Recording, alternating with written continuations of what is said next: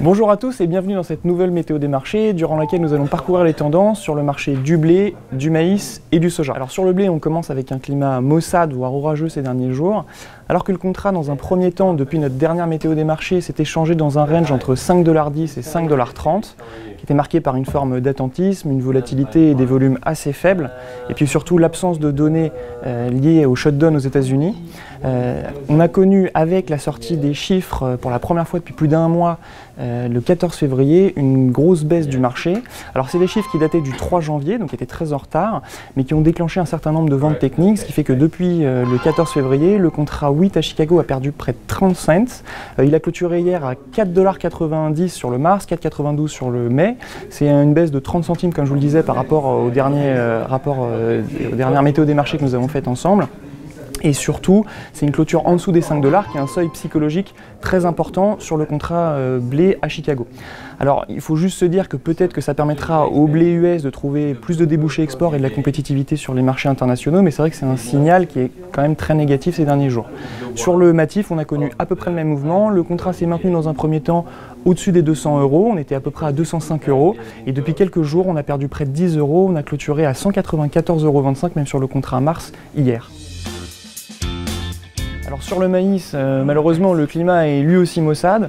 Alors il faut voir que sur le contrat Chicago, sur l'échéance mars, on est resté en fait pendant un certain temps au niveau à peu près des 3,80 $. Le contrat a essayé de s'installer au-dessus de ce niveau, mais il a manqué de catalyseur pour dépasser cette résistance et poursuivre durablement sa hausse.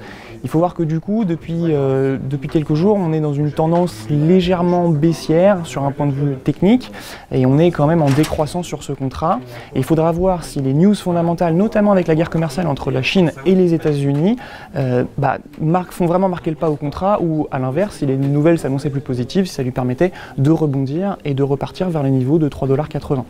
Sur le matif, on est à peu près dans la même logique, puisque depuis quelques jours, le contrat a vraiment baissé. On a enfoncé le niveau support des 180 €, on est même passé là en dessous des 175 €, ce qui fait que le contrat manque de catalyseur pour lui aussi retrouver un niveau plus acceptable entre guillemets. Alors à surveiller le spread blé-maïs qui lui se maintient plutôt à des niveaux assez stables, autour de 22-23 €, ce qui laisse pour les fabricants pas mal d'utilisation de maïs possible, et donc un débouché export sur le blé qui reste largement utilisable. On va achever cette météo des marchés sur le colza et le soja avec une certaine forme d'incertitude sur le complexe oléagineux. Alors il faut voir que depuis notre dernière météo des marchés, le contrat mars sur le soja a consolidé à la baisse globalement. Il s'est échangé dans un range compris entre 9 $ et 9,25 $ sur l'échéance mars, avec un support très important des 9 $ que le contrat a percé hier en séance pour s'échanger jusqu'à 8,95 $. Alors heureusement, il a clôturé juste au-dessus des 9 $. Il faut voir qu'à l'inverse, en cas de retournement du marché, le contrat pourrait aller chercher potentiellement d'un point de vue technique la zone des 9,25 $ où on observe une forme de rapprochement entre la moyenne mobile 50 et 200 jours. Alors il faut bien tenir compte du fait que tout ça est effectivement conditionné majoritairement par le conflit commercial entre la Chine et les États-Unis et ses évolutions potentielles. Sur le matif, on a connu à peu près la même évolution que sur le blé et sur le maïs ces derniers jours, avec la percée successive des supports de 375, 370 et 365 €. Et maintenant, l'objectif en vue pourrait être les 360 € qu'on avait connus à la fin de l'année. Alors il faut voir que sur le colza, les stocks sont relativement importants sur la campagne actuelle et le bilan plus tendu sur la nouvelle. Ça pourrait jouer sur un réajustement potentiel du spread intercampagne à la baisse, notamment en pesant sur le contrat mai. Voilà, c'est tout pour cette météo des marchés. Je vous dis à la prochaine fois pour un nouveau débrief des marchés du blé, du maïs et du colza.